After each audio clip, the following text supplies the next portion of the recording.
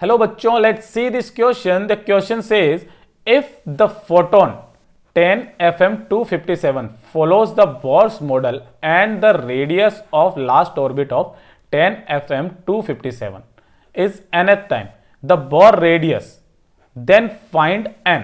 है ना, bore radius हमसे पूछा गया और n की वैल्यू हमसे निकाली गई है. 2003 में आया हुआ क्वेश्चन है बेटा, ध्यान से देखिएगा. पूरा फॉर्मूला बेस्ड क्वेश्चन है, सॉल्यूशन है ना, बिल्कुल सिंपल सा फॉर्मूला बेस्ड क्वेश्चन है. पूरा का पूरा केवल आपको फॉर्मूला याद होना चाहिए. आपको पता है बेटा, जो आर एम होती है यानी कि रेडियस के लिए जो हमारे पास में फॉर्मूला होता है that is M square divided by Z, है ना. और इधर कितना आता है, ये हमारे पास में 0.53 एंगस्ट्रॉम.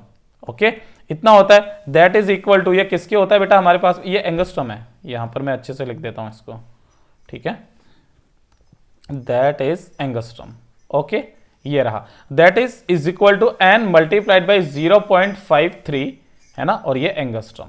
आप यहां पर वैल्यूज पुट कर सकते हो एम की और इसकी जेड की, जिसकी वजह से हमारे पास में ये सारा आंसर आ जाएगा. यानी कि हमारे पास में यहां पर क्या बच रहा है कि एम स्क्वायर डिवाइडेड बाई जो जेड है दैट विल बिकम एन, है ना. अब यहां पर जो m इज इक्वल टू है दैट इज, ये कितना है 5 4 किसके लिए बेटा हमारे पास में 100 FM 257, है ना.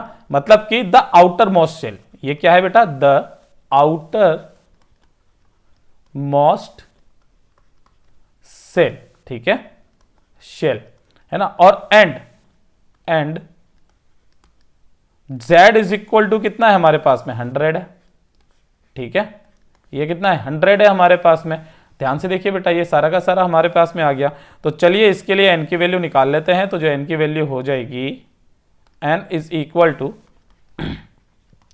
5 का स्क्वायर और डिवाइडेड बाई, ये कितना आ जाएगा हमारे पास में 100, ठीक है, क्योंकि z की इज इक्वल टू 100 है. ये कितना हो जाएगा 25 डिवाइडेड बाई कितना आ जाएगा 100, यानी कि कितना आ गया 1/4 आ गया हमारे पास में. कितना आ गया 1/4 आ गया. तो जो n इज इक्वल टू आ जाएगा that is 1/4. That will be our answer, यानी कि अवर आंसर इज डी.